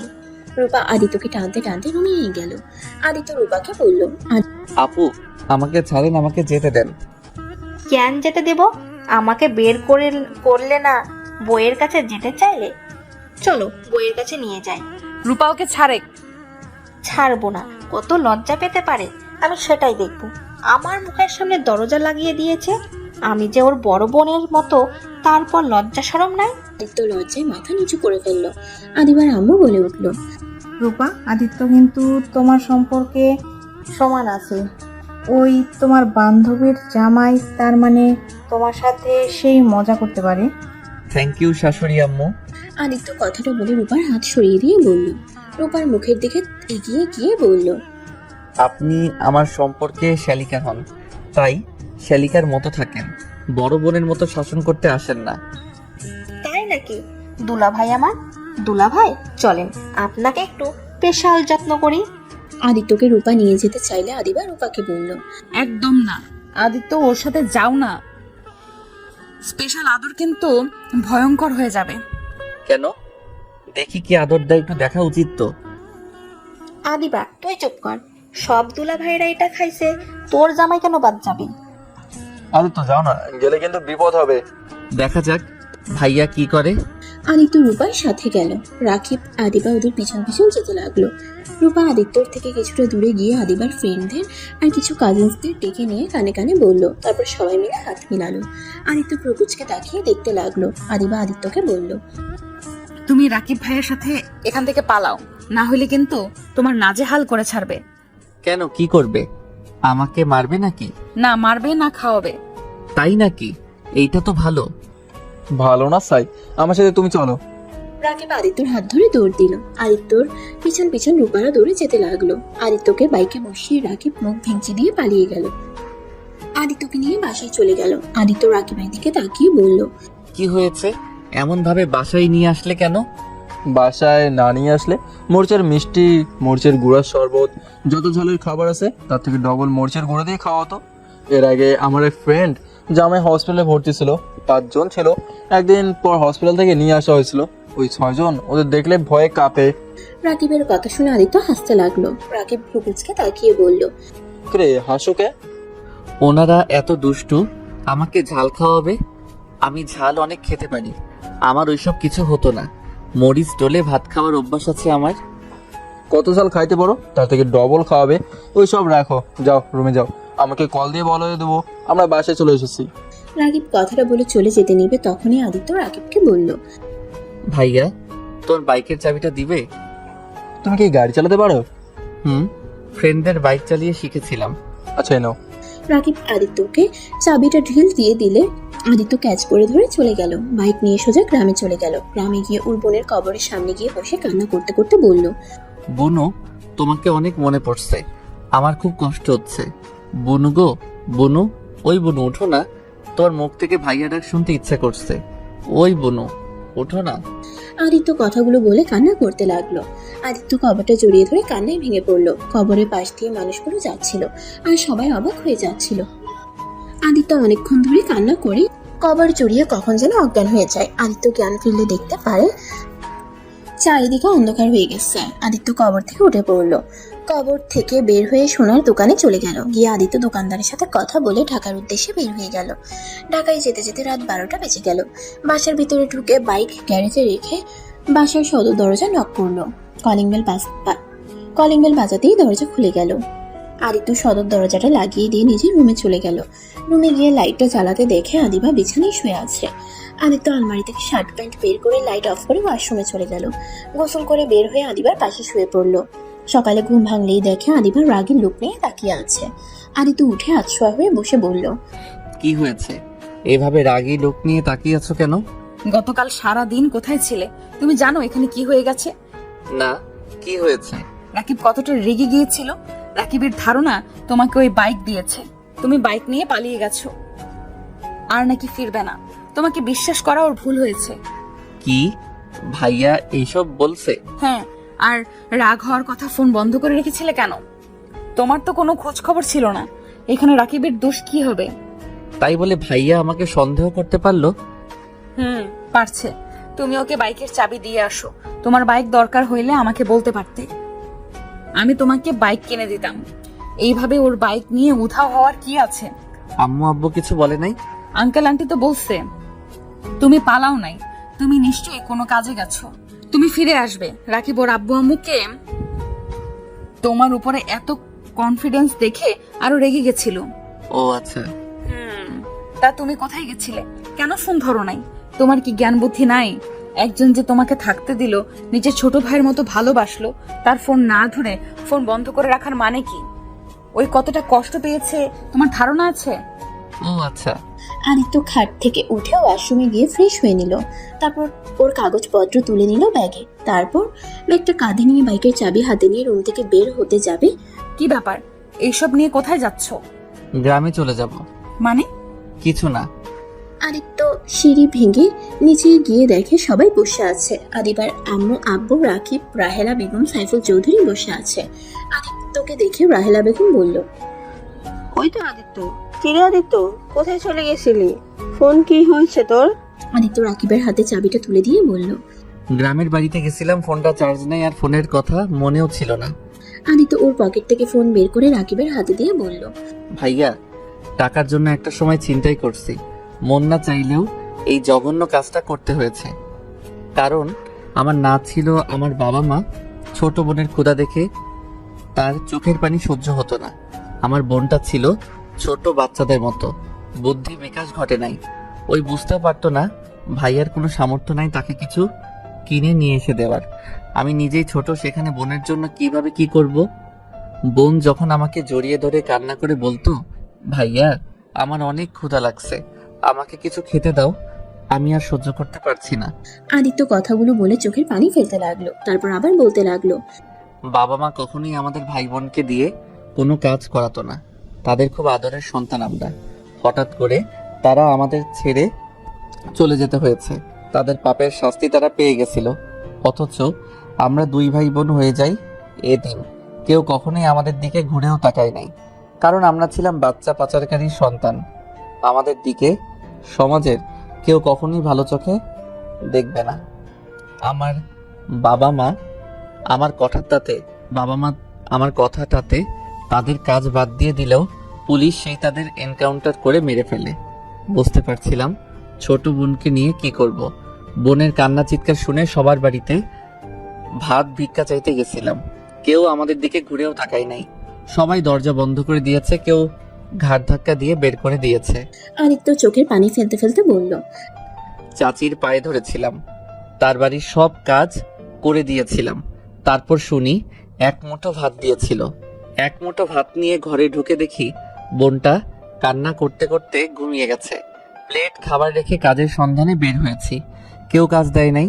পরে উপায় না পেয়ে মূল্যবান জিনিস বিক্রি করে দেয়। সেইটা দিয়ে বেশ কিছুদিন চললেও আর সংসার চলছিল না। পরে বন্ধুদের সাথে উপায় না পেয়ে ছিনতাইকারী হয়ে গেলাম। ছিনতাইকারী করে নিজের পড়াশোনা আর বোনের খাবার জোগাড় করতাম। ভাইয়া, এখন আর আমার কেউ নাই যে তোমার বাইক নিয়ে আমার পালিয়ে যেতে হবে। আমি ভাবতে পারি নাই তোমার মনে এমন একটা প্রশ্ন আসবে। ভাইয়া, আমাকে তুমি অনেক ভালোবাসা দিয়েছো, আমাকে তোমার বাড়িতে থাকতে দিয়েছো, এতে তোমার কাছে কৃতজ্ঞতা স্বীকার করছি। আদিত্যর কথা শেষ হইলে রাহেলা বেগম আদিত্যকে পিছন থেকে জড়িয়ে ধরে কান্না করতে লাগলো। সবার চোখে পানি চলে এসেছে। রাকিব আদিত্যকে কিছু বলতে যাবে, সাথে সাথে রাহেলা বেগম বলল। তুই জীবনে এত কষ্ট করছিস, আমার দম বন্ধ হয়ে যাচ্ছে। আমার আদরের সন্তান, আমার কলিজার টুকরা জীবনে এত কষ্ট করেছে, আর আমি কিনা রাজার হালে জীবন পার করছি। আর সেখানে আমার সন্তান এক মুঠো ভাতের জন্য এত কিছু করেছে। বাবা, আমাকে ক্ষমা করে দিস। সেই দিন কেন আমি পার্কে গেছিলাম? সেদিন যদি না যেতাম তাহলে আজ এত কিছু হতো না। রাহেলা বেগমের কথা শুনে সবাই অবাক হয়ে গেল। আদিত্যর আব্বু আদিত্যর কাছে এসে কপালে চুমু দিয়ে জড়িয়ে ধরলো। আদিত্য ওদের থেকে নিজেকে সরিয়ে নিয়ে বলল। আম্মু আব্বু, প্লিজ কান্না করবে না। আমার ভাগ্য যা ছিল তাই হয়েছে, এতে আমার কোনো আফসোস নাই। তারা লোকটা খারাপ হইলেও আমাকে তারা নিজের সন্তানের মতো ভালোবেসেছে। যতদিন বেঁচে ছিল আমাকে ততদিন অনেক ভালোবাসা দিয়েছে। রাগে তাদের উপরে রাগ হতো, কিন্তু এখন বুঝি তারা পেটের দায়ে এমন করছে। কারণ এই সমাজের মানুষগুলো কাউকে ভালো হতে দেয় না। কেউ ভালো হতে চাইলেও তাকে খারাপ বানিয়ে ছাড়ে। যাই হোক আদিবা, আমার তোমাকে কিছু কথা বলার আছে। কি কথা? আমি জানি না তুমি আমাকে কি করবে। তুমি আমায় যে শাস্তি দাও আমি মাথা পেতে নিব, তাও এটা আমি আর সহ্য করতে পারছি না। তোমাকে সত্যিটা না বলে আমি মরেও শান্তি পাবো না। রাফি, এসব কি বলছিস? রাফি, তোকে না বললাম। রাফি মানে? হ্যাঁ রাফি, আদিত্য তোর হারিয়ে যাও ভাই। সবাই অবাক হয়ে আদিত্যর দিকে তাকালো। রাকিব আদিত্যকে শক্ত করে জড়িয়ে ধরে বলল। ভাই আমার, আমাকে তুই ক্ষমা করে দিস। আমি রাগে রমাথায় তোকে অনেক বাজে কথা বলছি। আসলে মাথা ঠিক ছিল না। রূপা আমাকে কল দিয়ে অনেক অপমান করে, যার কারণে আমার মাথা বিগড়েছিল। ভাইয়া, আমাকে ছাড়ো। আমার তোমার উপরে রাগ নাই, শুধু খারাপ লাগছে অতটুকু। যাই হোক আদিবা, যেটা বলতে চাইছিলাম। বলো। আদিবা, আমি যদি বলি আমি তোমার ধর্ষ, তাহলে তুমি আমায় কি করবে? আদিত্যর কথা শুনে আদিবা কয়েক পা পিছিয়ে গেল। আদিবার আব্বু আম্মু দাঁড়িয়ে গেল। আদিবার আম্মু বলল। কি এসব কি বলছো? ঠিক বলছি, আমি সেই ছেলে। আর এই যে তোমার গলার চেন। আদিত্যর হাতে চেনটা দেখে আদিবার যেন হাত পা কাঁপতে লাগলো। আদিবার মাথায় যেন আকাশ ভেঙে পড়লো। আদিবা কাঁপা কাঁপা কণ্ঠে বলল। কেন করলে আমার সাথে এমন? সেদিন তো তোমার হাত জোর করে বলেছিলাম আমায় ছেড়ে দাও, যত টাকা লাগে আমি তোমায় দিব। তারপরও তো তুমি আমায় ছাড়ো নাই। আদিত্য, তুমি আমার সাথে এমন কেন করলে? আদিবা আস্তে আস্তে কথাগুলো বলে লাস্টে চিৎকার করে বলল। আদিত্য ভয়ে কেঁপে উঠল। আদিত্য আদিবার পা জড়িয়ে ধরে বলল। আমাকে ক্ষমা করে দাও। আমি সেদিন কিভাবে কি করে ফেলছি আমি নিজেও জানি না। আমি তোমার সাথে অন্যায় করার পর আমি একটা দিনও শান্তিতে ঘুমাতে পারি নাই। আদিবা, আমাকে প্লিজ ক্ষমা করে দাও, আর না হয় আমাকে শাস্তি দাও। তুমি যা শাস্তি দিবে আমি তাই মাথা পেতে নিব। আদিবা রেগে গিয়ে আদিত্যকে লাথি দিয়ে ফেলে দিয়ে বলল। তোর কোনো ধারণা আছে তোর জন্য আমাকে কত কি সহ্য করতে হয়েছে? তোর সামান্য ভুলের জন্য আমার লাইফটাই জাহান্নাম হয়ে গেছিল, আবার আমাকে ধর্ষে আমাকে বিয়ে করে নিজের পাপ কমাতে চাইছো নাকি? আদিবা ওর ফোন বের করে পুলিশকে কল করতে গেলে রাকিব রাহেলা বেগম আদিবাকে বুঝাতে গেলে আদিত্য ওদের থামিয়ে দিয়ে বলল, আম্মু ভাইয়া থামো, আমি অন্যায় করছি, আমার এটার শাস্তি পেতে হবে। আদিবা দেখো, আমার ভাই তোমার সাথে অন্যায় করছে। আমার ভাই যদি খারাপ হতো তাহলে তোমাকে কখনোই সব সত্যি বলতো না। আর তোমার কাছে তো কোনো প্রমাণ ছিল না, ওকে ধরার কোনো সুযোগও ছিল না। দেখো, আমার ভাইকে পুলিশে দেবে না, বলে দিলাম। আদিবা কোনো কথা না বলে পুলিশকে কল দিয়ে বলে দিল। আদিত্য ওর আম্মু ভাই আব্বুকে বোঝাতে লাগলো। এর ভেতরে আদিত্যকে পুলিশ ধরে নিয়ে গেল। আদিবা হাঁটু গেড়ে বসে পড়লো। রাহেলা বেগম পুলিশদের বলতে লাগলো, স্যার, আমার সন্তানকে ছেড়ে দেন, ওই ছোট মানুষ বুঝতে পারে নাই, প্লিজ স্যার ওকে ছেড়ে দেন। রাহেলা বেগমের কোনো কথা শুনলো না, আদিত্যকে নিয়ে যেতে লাগলো। আদিত্য আদিবার দিকে মুচকে হাসি দিয়ে বলল, ধন্যবাদ আপনাকে, আমি এখন নিজের ভিতরে কিছুটা হইলেও শান্তি পাচ্ছি। আম্মু আব্বু ভাইয়া কান্না করো না, আমি জানি না আমার কি হবে। আমার বোনের কবরটা সুযোগ হইলে একটু খোঁজ খবর নিও, জঙ্গল দিয়ে ভরে গেলেও একটু পরিষ্কার করে দিয়ে এসেছো। আদিত্য চলে গেল পুলিশের গাড়িতে উঠে। রাকিব রেগে আদিবাকে বলল, তো শান্তি হয়েছে তো, তাই না? এখানে বসে নাটক করিস না, যা এখন এখান থেকে, না হলে খুব খারাপ হয়ে যাবে। তুই ভালো করেই জানোস, যা এখান থেকে। আদিবার আব্বু আম্মা আদিবাকে নিয়ে চলে গেল। রাহেলা বেগম রাকিব সাইফুল চৌধুরী পুলিশ স্টেশনে চলে গেল। আদিত্যকে ছাড়ানোর অনেক চেষ্টা করতে লাগলো। আদালতে নিয়ে গেলে আদিত্য সব স্বীকার করে নেয়। আদিত্যকে 10 বছরের জেল দিয়ে দেয়। এটা শুনে রাহেলা বেগম জ্ঞান হারিয়ে ফেলে। সাইফুল চৌধুরী থ হয়ে বসে পড়ে। আদিত্য আদিবার দিকে তাকিয়ে মুচকে হাসি দিল। আদিত্যর হাসিতে আদিবার বুকের ভিতরে ক্ষতবিক্ষত হয়ে যেতে লাগলো। আদিত্য সাইফুল চৌধুরী আর রাকিবের সাথে একবার কুশল বিনিময় করে পুলিশের সাথে চলে যেতে লাগলো। আদিবা সহ্য করতে না পেরে আদিত্যর পিছনে ছুটে যেতে লাগলো। আদিত্যকে পিছন থেকে জড়িয়ে ধরে কান্না করতে করতে বলল, কেন এমন করলে? আমি তো সব তুলে নিতে চেয়েছিলাম, তারপরও কেন আমার কথা শুনলে না? সব দোষ নিজের কাছে কেন তুলে নিলে? স্বীকার করতে বারবার না করা সত্ত্বেও কেন স্বীকার করলে? আদিবা কান্নায় আদিত্যর শার্ট ভিজে ফেলতে লাগলো। আদিত্য পেছনে ঘুরে আদিবার চোখ মুছে দিয়ে বলল, আমি যে পাপ কাজ করছি, আমাকে শাস্তি পেতে হতো, আমাকে ফাঁসি দিলেও আমি হাসি মুখে বিদায় নিতাম। সেখানে আমাকে শুধু 10 বছরের জেল দিয়েছে, আর জেল খাটার আমার অভ্যাস আছে। শোনো, কান্না করো না, তুমি ডিভোর্স লেটার পাঠিয়ে দিও, আমি সাইন করে দিব। আর হ্যাঁ, ভালো কোনো ছেলেকে বিয়ে করে নিও। আর হ্যাঁ, ভুলেও আর কখনোই আত্মহত্যার পথ বেছে নিবে না। ভালো থেকো। আদিত্য শেষবারের মতো আদিবার কপালে চুমু দিয়ে পুলিশ আদিত্যকে নিয়ে যেতে লাগলো। আদিবা আদিত্যর হাত শক্ত করে জড়িয়ে ধরে বলতে লাগলো, তোমাকে যেতে দিব না। আদিত্য, তুমি যাও না, আমি তোমাকে ছাড়া কিভাবে থাকবো? আমায় ছেড়ে দাও। আমার প্রতি ভালোবাসা না, এটা আমার প্রতি তোমার আবেগ। চিন্তা করো না, সব আবেগ চলে যাবে আস্তে আস্তে। আদিত্য আদিবার থেকে নিজের হাত সরিয়ে নিয়ে গাড়িতে উঠে চলে গেল। আদিবা হাঁটু করে বসে চিৎকার করে কান্না করতে লাগলো। আদিত্য আদিবার কান্নাগুলো কেন জানি সহ্য হচ্ছিল না। আদিবার কাছে ছুটে যেতে ইচ্ছে করলে আদিত্য ছুটে যেতে পারবে না। আদিত্য মুখ ঘুরিয়ে নিল। 10 বছর পর আদিত্য জেলখানা থেকে বের হইলে দেখতে পেল সাইফুল চৌধুরী, রাকিব, রূপার সাথে ছোট্ট একটা বাচ্চা দাঁড়িয়ে আছে। আদিত্য বুঝতে বাকি রইল না এটা কে। আদিত্য গিয়ে সোজা বাচ্চাটাকে কোলে নিয়ে সারা মুখে চুমু দিয়ে বলল, চাচু কেমন আছো? আদিত্যর কথা শুনে পিচ্ছিটা বলতে লাগলো, আমি তো ভালো আছি, চাচ্চু তুমি কেমন আছো? বাচ্চাটার কথা শুনে আদিত্য কপালে চুমু দিয়ে আদিত্য সাইফুল রাকিব রূপার দিকে তাকিয়ে, আমিও অনেক ভালো আছি। আমার চাচুটাকে দেখে আব্বু ভাইয়া ভাবি কেমন আছেন? সাইফুল রাকিব আদিত্যকে জড়িয়ে ধরলো। আদিত্যকে সাইফুল চৌধুরী চুমু দিলে বাচ্চাটা বলে, দাদু ভাই চাচুকে কিস দিল, আমাকে তো দিলে না। বাচ্চাটার কথা শুনে সবাই হেসে দিল। 5 জন গাড়িতে উঠে বসলো। সবার খোঁজ খবর নিতে লাগলো। বাসায় পৌঁছে সদর দরজার সামনে গিয়ে কলিং বেল দিলে ভিতর থেকে রাহেলা বেগম দৌড়ে দরজা খুলে আদিত্যকে দেখে শক্ত করে জড়িয়ে ধরে কান্না করে দিল। আদিত্য রাহেলা বেগমকে জড়িয়ে ধরে বলল, আম্মু কান্না করছো কেন? আমি তো ফিরে এসেছি। এটা আনন্দের কান্না, ভিতরে আয়, তোর জন্য অনেক কিছু রান্না করছি, রুমে গিয়ে ফ্রেশ হয়ে আয়, আমি তোকে নিজ রাতে খাওয়াবো। ওকে আম্মু, আমি এখনই যাচ্ছি। আদিত্য সিঁড়ি ভেঙে রুমে চলে গেল। রুমে গিয়ে বারান্দায় গিয়ে বাইরের দিকে তাকিয়ে দেখতে লাগলো। কিছুক্ষণ তাকিয়ে থেকে ওয়াশরুমে গিয়ে গোসল করে নিল। গোসল করে আলমারি থেকে শার্ট প্যান্ট বের করে পরে নিল। আয়নার সামনে নিজের চেহারা দেখে মুচকে একটা হাসি দিল। চোখের অশ্রু পড়তেই সাথে সাথে মুছে ফেলে নিচে চলে গেল। আদিত্য নিচে গেলে রাকিবের ছেলে আদিত্যর কোলে উঠলো। আদিত্য টেবিলের সামনে বসলে রাহেলা বেগম আদিত্যকে খাওয়াই দিতে লাগলো। আদিত্য রূপার দিকে তাকিয়ে বলল, কি ভাবি, সেই তো আমার ভাবি হয়ে গেছেন। কি আর করার, দুষ্টু একটা দেবর থাকলে সেখানে বিয়ে না করে কি আর থাকা যায়? তাই নাকি? হি হি হি, ভালোই করে। এখন আর আমি কিছু বলবো না, কারণ এখন তোমাদের বিয়ে হয়ে গেছে। তোমাদের ঝগড়া তোমরা মিটিয়ে নাও গো। ভাবি, তোমার বান্ধবীর কি খবর? আদিত্যর কথা শুনে সবাই চুপ হয়ে গেল, কেউ কোনো কথা বললো না। রাহেলা বেগম বলল, আদিত্য, আমি মেয়ের নাম শুনতে চাই না। আম্মু রাগ করছো কেন? রাগ করবো না তো কি করব? ওই মেয়ের জন্য তোকে 10 বছর জেল খাটতে হলো, আর এত ভালোবাসি বলে পাগলামি করলো। কই, ওই দিন তো তোকে দেখতে গেল না, তোর সামনে সব নাটক করছে। আম্মু, তুমি ওকে ভুল বুঝছো। ওই আমার সাথে প্রতি সপ্তাহে দেখা করতে গেছে। আমি তোমাদের কাউকে কিছু বলি নাই, কারণ তোমরা ওর কথা শুনতে রাজি ছিলে না। আমি ওকে অনেকবার বুঝাইছি আমার জন্য অপেক্ষা না করতে, ওই শুনে নাই। 1 মাস আগে আমি ওর সাথে অনেক ঝগড়া করছি, ওকে আঘাত দিয়ে কথা বলেছিলাম, যার কারণে আর আমার সাথে দেখা করতে আসে নাই, কিন্তু আমার জন্য খাবার পাঠিয়েছে।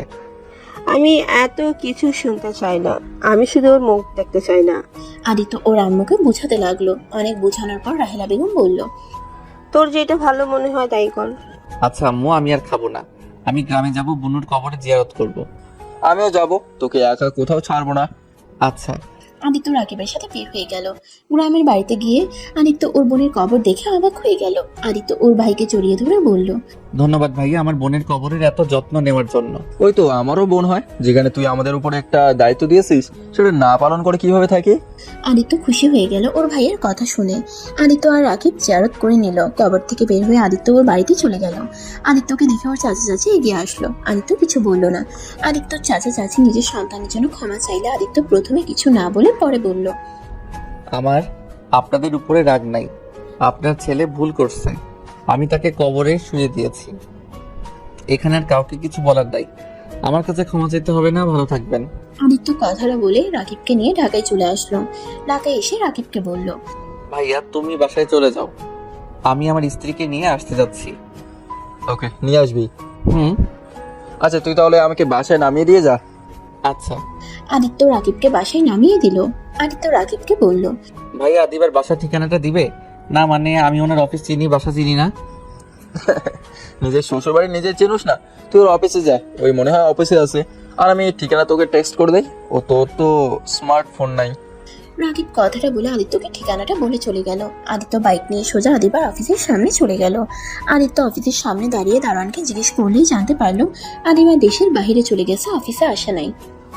আদিত্য বাইক নিয়ে সোজা আদিবার বাসার সামনে গেলে তখনই একটা গাড়ি এসে থামলো। গাড়ি থেকে আদিবাকে নামতে দেখে আদিত্য ডাক দিলে আদিবা পিছনে ঘুরে তাকায়।